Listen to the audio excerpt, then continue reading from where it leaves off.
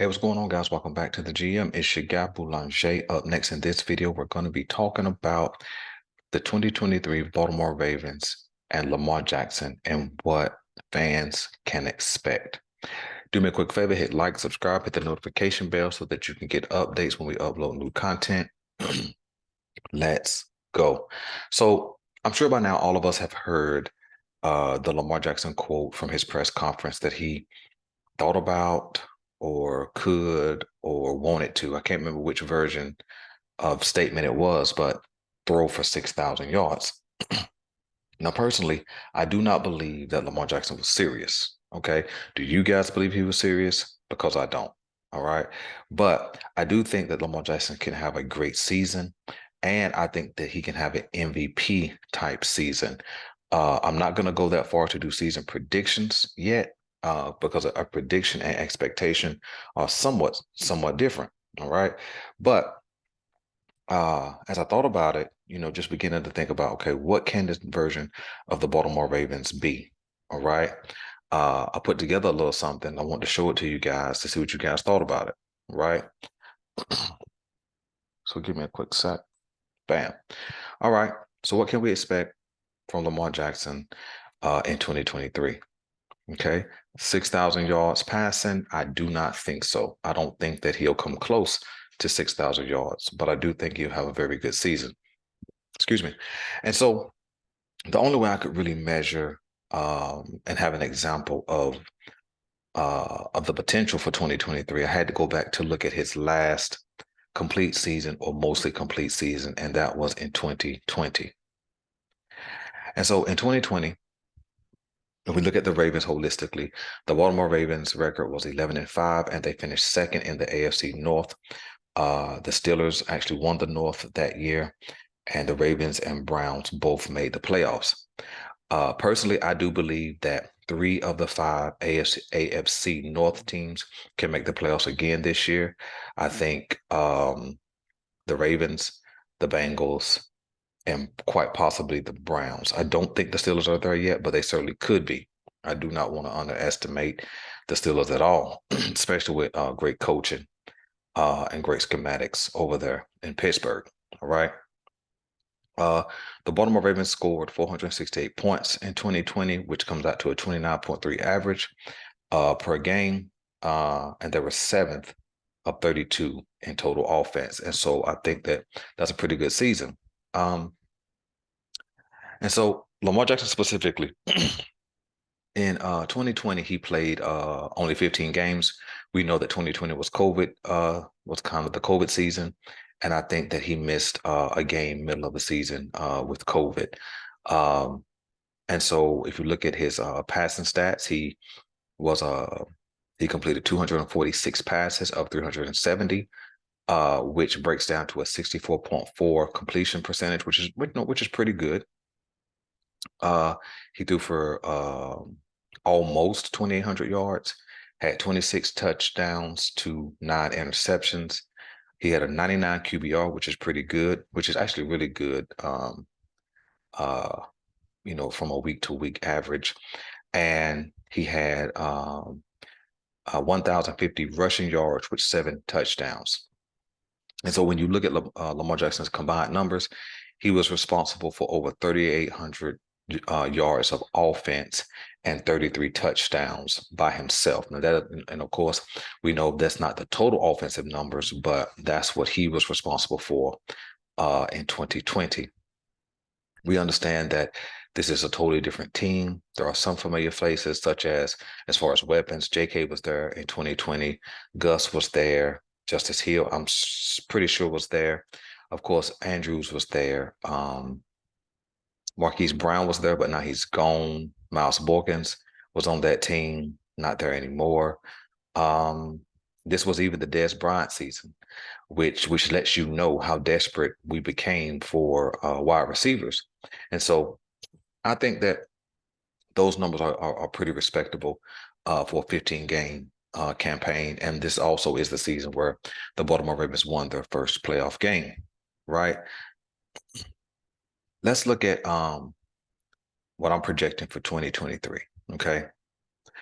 So on a 17-game schedule And if Lamar Jackson plays all 17, which I'm hoping that he does, I'm predicting the Baltimore Ravens can go, or projecting that the Baltimore Ravens can go 13-4. All right.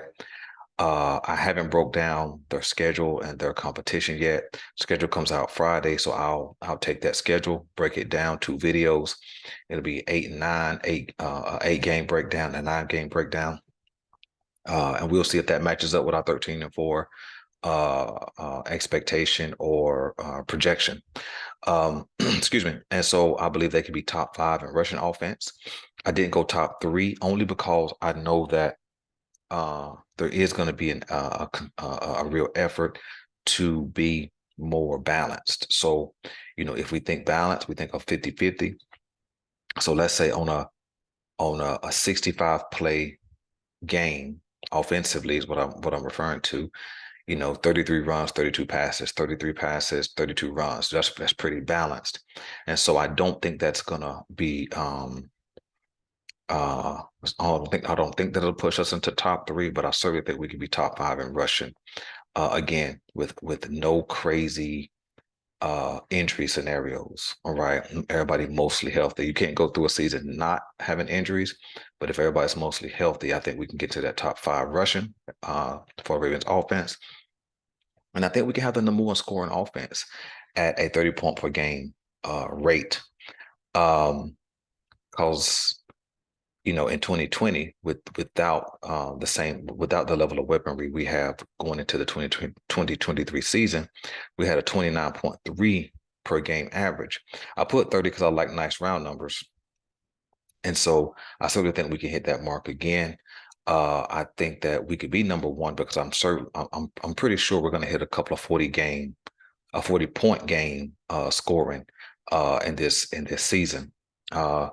And when I break down the schedule and week-to-week competition, I'll include scores and all those kind of things. Of course, it'll be like a way too early prediction. We'll do it again when the season starts. But we'll take on that task on Thursday. All right. So let's jump down to Lamar Jackson himself. All right.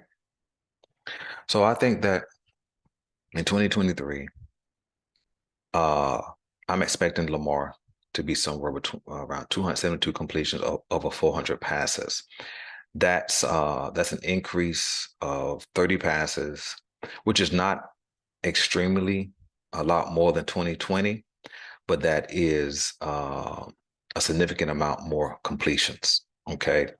I think there'll be several games where we have a lead, so we may not have Lamar in late in games. So again, I like nice round numbers. 400 is a nice round number. And so that 272 of 400 breaks down to a 68% completion percentage, which is almost 5 percentage points higher than 2020. I think he finally breaks the 4,000-yard passing mark. I don't think he's ever broke that mark. Maybe he not even come close to breaking that mark. I know in 2020, he only had 2,700 yards, so this is almost 1,300 yards higher than the 2020 season, which is a significant number, 1,300 passing yards. I think he ends up with 40 touchdowns and 10 interceptions, which are numbers better than his MVP season. And so I think that this could be a Lamar Jackson MVP type season. I kept the 99 QBR rating. I think he has 90 carries for about 700 yards and 5 touchdowns. I went with 90 carries. 90 carries breaks down over a 17-game season to a little over 5 per game. We certainly saw some games where Lamar had 10 and 12 and 15 and 17 carries. I think that he stays 6 or below, right? So that's why I broke it out to about 5 per game, a little over 5 per game, because I think that if Lamar Jackson runs this year, I think it'll be on true scrambles versus call run plays. Now, am I saying they won't call some running plays? No, I think they certainly will call 1 or 2 per game. But I think they're mostly going to try to keep him clean, get the ball out of his hands quick, get the hands to his playmakers, and let them make the plays. So I think overall, again, under six carries per game. And I think it totals out to about 700 yards um, for the total season. Could Lamar have more than 700 yards? Certainly. I think he could certainly have a 100-yard um, game or two, especially if you have a play like the one he broke this past season, where I think he ran for like 79 yards, and at that time he had the longest play rushing from scrimmage. If he has a carry like that, I think he could certainly get over 700 yards. But I believe they're going to make a real effort to keep him protected, keep him safe.